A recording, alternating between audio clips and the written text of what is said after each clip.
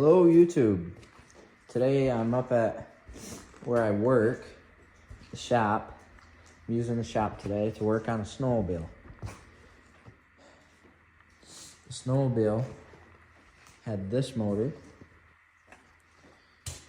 Rotax 580 cc's. Type, well, CAPAC 580.6 cc's. 580.6 cc's. This is the hood of the snowmobile. 1994 Skidoo Grand Touring 580. Well, I had my reasons to believe that this motor here needed crank seals, and well, it is. Today is, I think, December, today's the 29th, and we've got snow on the ground right now. It's melting, but we're gonna have a lot of snow this year. So I got another motor. It's a little bit smaller, but I think it'll move this sled really good. So this is a Bombardier Rotax, made in Austria. 462 cc's, I believe. Yes. And here, I'll show you the sled it came out of. Came out of a Mach. Well, I don't know if it's a Mach. It would be like a Mach 1 or something. It came out of this. Someone painted it green. Really a pretty solid sled, but not my type, you know. I think it's pretty ugly, and it's been beat pretty hard. You know, the track lost its guides, so it's going side to side, and so other stuff, you know.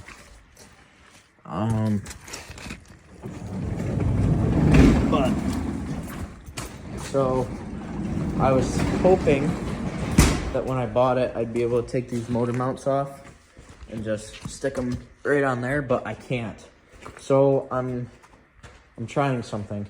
I have no clue whether or not it'll work, but I'm taking the plate that came on the bottom of this motor that was in that sled, and I drilled it out. See, that's the original hole. Drilled it out. And I'm gonna heat it up right here along this crease.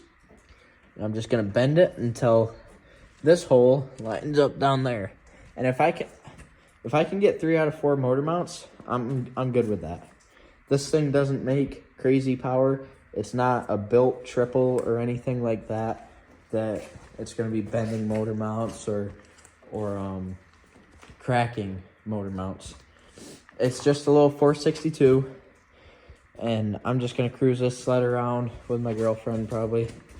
And we're just gonna cruise on it. I ground this a bit. I'm gonna touch that up with some paint. Got the seat. I got everything off. I'm going through the whole thing. But yeah, this is where I'm at right now. 1994 Skidoo Grand Touring 580. We're putting a 462 into it. It's gonna be some fabricating. Boss is out of town for the week, so I got the shop to myself.